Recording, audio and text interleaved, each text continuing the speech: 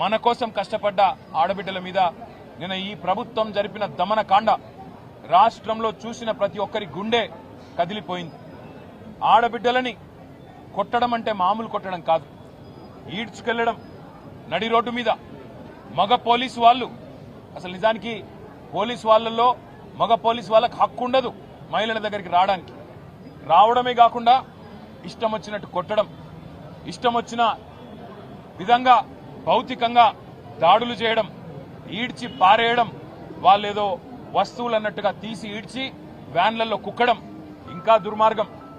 ఒక దుశ్శాసన పర్వం కూడా నిన్న మనందరం కూడా చూసినాం. ఒక ఏసీపీ గారు, ఆయన ఈగో దెబ్బతిన్నదో ఏం దెబ్బతిన్నదో తెలియదు కానీ ఆయనతో పాటు కొంతమంది పోలీసులు నిజంగా దారుణాతి దారుణంగా ఒక ఆడబిడ్డ చీరలాగి ఆమెను భౌతికంగా ఆమె మీద దాడి చేసిన దృశ్యాన్ని రాష్ట్రం మొత్తం కూడా చూసింది రేవంత్ రెడ్డి. ఇదేనా నీకు మహిళల పట్ల ఉన్న గౌరవం?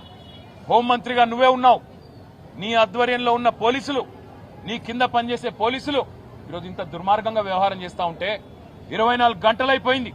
కనీసం ఆ పోలీసుల మీద యాక్షన్ తీసుకున్నావా? ఇప్పటి వరకు ఇంతవరకు కనీసం చెల్లించినావా? కనీసం ఒక మాట మాట్లాడినావా? నేను అడుగుతా ఉన్నా.